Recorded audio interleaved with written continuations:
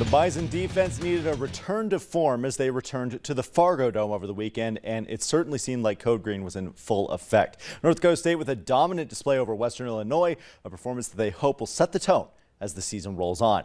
Western Illinois was kept off the board until the fourth quarter of North Dakota State's 52-7 win. They also held the Leathernecks to just 184 total yards, but the vast majority of that yardage came against the Bison backups in the second half.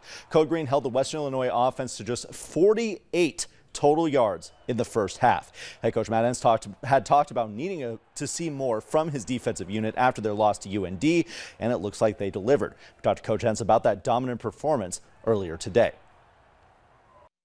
We made progress. Again, we're going to continue to get challenged with some of the things that we've, people watch film. They're going to try to emulate plays that we struggled with from game 1 all the way up through game 6 or game 7 at this time. So it was a move in the right direction. I thought our kids played fast. I thought we tried to minimize the number of adjustments and checks to formations, so we could get just a faster product out there.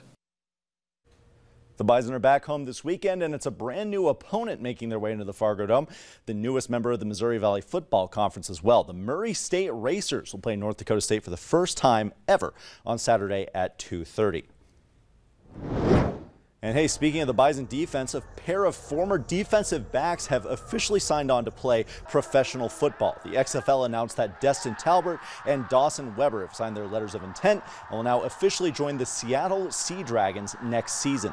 Talbert was drafted by the Sea Dragons in their draft back in June. Seattle then claimed the rights for Weber a short time later. 2024 XFL season is set to start in February, and it's an interesting time for the XFL too. They're merging with the USFL this coming season, so it'll be interesting, and we have some former Bison be on the lookout. We have like one united minor league for football. Exactly, one united spring league. You can't call them minor. Yeah, I know, it's not a farm team. I understand.